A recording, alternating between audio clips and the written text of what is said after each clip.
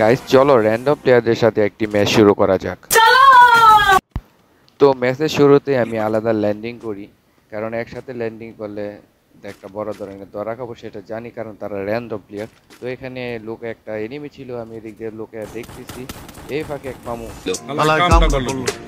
তো হালাই আমার ওরা দূর আমার উপরে রাশ মারে দেয়। তখন আমি ওয়াল ফালে আমার ক্যারেক্টার সাইডে দেওয়ার সাথে সাথে একটা মেডিকেট শুরু করে দিই। সে আমার ওয়াল ফাটে দেয়, আমিও তার পুরোপুরি ফাটে। আজ একটা বিরাট ফাটাফাটি হইব। তো গাইস পুরোপুরি ফাটাফাটি খেলাটা দেখতে অপেক্ষা করতে হবে শেষ পর্যন্ত। তো তোমরা দেখতে থাকো আমরা বুইয়ে আনতে পারি কিনা র্যান্ডম প্লেয়ারদের সাথে। তো এনে লোড টোড করতে শুরু করলাম। লোড টোড করার পরে তো শেষ পর্যন্ত ফাইট করতে গেলে প্রচুর সুপার মেডিকেট এবং MP5-এর এমও দরকার। তো এখানে আসার পরে ওরা দুরা টোকেন ছিল, তো সবগুলা টোকেন খরচ হইরা তারপরে পুরোপুরি লুট করে নিলাম। তো এখন হচ্ছে জোনের ভিতরে যেতে হবে। তো এখানে এক মামুল ডপ লুট করতেছিল, তো মামুরে দিলাম ধাক্কা, তারপরে মামু ওয়াল ফালাই দেয়। তখন আমি আবার গাড়ি দুইটা পড়ি, তখন মামু এদিক দিয়ে বাঘ দিতেছিল, তখন দিলাম আর একটা ধাক্কা। তারপরে নাই না ওরা দুরা মামু, তারপরে এখানে মামুলে একবারে ইঙ্কি পঙ্কি পঙ্কি মাইরাতেই করতে হবে। তারপরে এই ফাঁকে এক মামু আমার ওরা দুরা মারতেছে, আমি বুঝতে পারি না। তারপর ক্যারেক্টার সাইডে দেওয়ার সাথে সাথে গাড়িতে উইটে গেলাম, উইটে একটা সুপার মেডি করে নিলাম। তারপরে এখন জুন কাভার করতে হবে, জুন একবারে ছোট হয়ে যাচ্ছে, লাস্ট জুন চলে আসতেছে। তারপরে ওরা দুরা জুন কাভার করে ফেললাম। তারপরে ওরা এখনো বাইচে আছে, একটা নক হয়ে গেছে। ওদেরকে বলতেছি ভাই একসাথে থাক, তো বুইয়াটা আসবে। তো এক নাম্বার একটু ভালোই চলতেছিল। তারপর দেখেন এখানে একটা এনিমি নক হয়ে যায়, তখন কার কিল বলতে হবে না, কিন্তু কিলটা আমার চুরি করতে হবে, দিতে বলে কম হয়ে যাবে। সিস্টেম পার দেंगे। তারপর আমার 3 নাম্বার কিল এখানে কনফার্ম হয়ে যায়।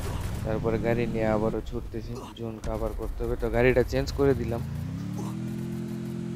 তো শেষ জন্য আপনার কাছে যদি একটা গাড়ি থাকে আপনার কাছে আর কিছু লাগে না। তো এখানে চলে আসলাম। এখানে চলে আসার পর ওদেরকে বলতেছি সবাই কাভারে থাকো, কাভারে থাকো, বুঝে আসবে। কারণ ভাবছিলাম এইদিকে যাবো, কিন্তু গাড়ি ফাইসা যাই। তো আবার ব্যাগে চলে আসলাম। ব্যাগে চলে আসার পরে ভাবতেছি টাওয়ারে উঠবো। টাওয়ারে উঠে আবার ভাবতেছি যে টাওয়ারে ওঠার দরকার নেই, গাড়ি যেতে আছে, গাড়ি দিয়ে ওরা একটু দৌড়াদৌড়ি করি।